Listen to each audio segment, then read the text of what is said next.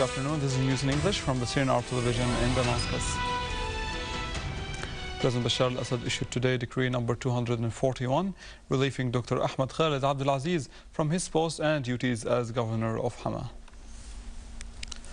Turkish Foreign Minister Ahmed Davutoglu stressed friendship between Syria and Turkey and expressed wishes that Syria will come out of this current condition stronger and more stable. Oglu said in a press conference following talks with his German counterpart Guido Westerwelle in Istanbul that Turkey does not want to see instability in Syria and emphasized the importance of reforms in preventing any disorder that might threaten stability. Russian Foreign Minister Sergei Lavrov reiterated Russia's firm stand, rejecting any Security Council resolution on Syria, stressing it is no longer necessary to approve a draft resolution in this regard at the Council.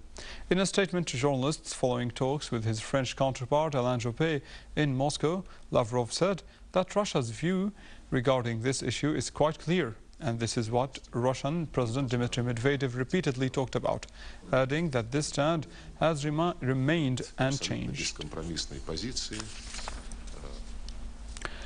Chairman of the Russian-Syrian Friendship Association, Alexander Dzasokhov, affirmed that events in Syria are the subject of a massive media misleading campaign.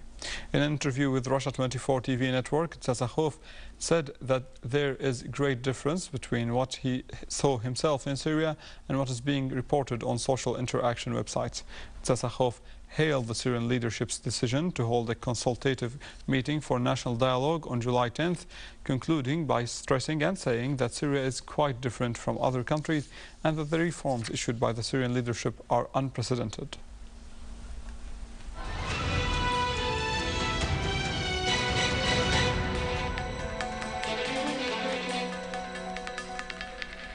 Four civilians and policemen were killed and others were wounded at hands of armed groups exploiting gatherings of citizens following Friday prayers yesterday. In Al-Qadam, gunmen opened fire on security forces and citizens and cut off the road, causing the death of a civilian and injuring of several others. Another group of gunmen driving a Kia Cerato vehicle shot at a security forces center in Qatana in Damascus countryside, while in Daraya, gunmen opened fire on security forces, causing injuries among them. While also in Homs, armed men opened fire on law enforcement personnel at Al-Qusur district, killing a civilian and a policeman. Vandals also attacked workers' pharmacy and the trade union's headquarters, injuring one of its guards. Several areas in various Syrian governorates witnessed gatherings after Friday prayers, during which some sabotage acts were committed against public and private properties. In Damascus and its countryside, Al-Qabun, Al-Midan and Barzeh witnessed gatherings, most of them dispersed a short time afterwards without problems. In Homs, dozens gathered after Friday prayers at Souq al-Hashish, dispersing without any incident. In Hasakeh, gatherings of hundreds took place in Amouda, Qamishli, Al-Dirbasiyya and Ras al-Ain. All the gatherings dispersed without clashes.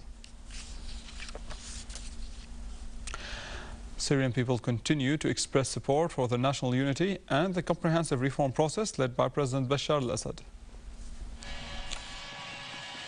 Thousands of Syrians participated in the popular and artistic campaigns in the Bab Toma Square in Damascus in response to the biased channels that continued to broadcast falsified images, videos and news, with the participants voicing their support for the reform processes. The participants carried the Syrian flags, President al-Assad's photos and banners asserting the importance of the national unity, chanting slogans that call for bolstering the national unity and denouncing the sedition. Today, I expect about 2 million people in Bab be here, about 2 million people. In Aleppo, I think about everyone in Aleppo will be there. About 4 million people will be in our celebration. Syrian children took part in the event, expressing love to their homeland and denouncing the misleading channels that distort the facts. We call some mass media to stop this dirty war against Syria. Please stop having a wild imagination about what's happening in Syria. There is a golden rule, seeing is believing. This is the Syrian people. I love Syria. I want to live peacefully in my country. We're all here. Love Syria.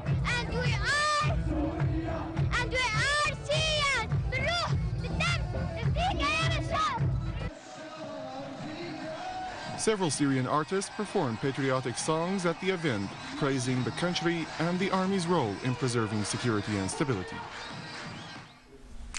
Thousands of Syrian citizens gathered at Al-Hijaz Square to support the reform process led by President Bashar al-Assad. They raised this national flag and carried placards that stress national unity and reject sedition and foreign interventions. The people also expressed their appreciation for friendly countries that stand next to Syria.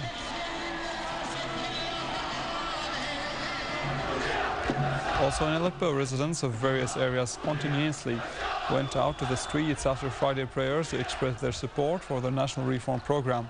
They stressed rejection of the misleading media campaigns against Syria led by some TV channels. Thousands of people of Al-Qurayya village in Suwaida hoisted a 1,700 meters Syrian flag to express their support for the comprehensive reform program led by President Assad and to underline the importance of national unity and rejection of any foreign interference. The campaign of defending Syria organized a mass gathering at the Martyred cemetery in Latakia Governorate to support national unity and the reform program. The participants expressed their support for the comprehensive reform process led by President Bashar al-Assad and their rejection of the misleading media campaigns targeting Syria. Members of the Syrian community in Brussels gathered in front of the Human Rights Commission to express their support to their homeland in facing conspiracies that target its security and stability. Participants underlined unity of the Syrian people and their support to the comprehensive reform program under leadership of President Bashar al-Assad. They also denounced media campaigns launched by some satellite channels against their country and raised the national flag and placards that stress national unity and support reform. In Australia, the Syrian Arab community there gathered in Sydney to express support to the comprehensive reform program. They also expressed rejection of sedition and foreign intervention in their country's internal affairs.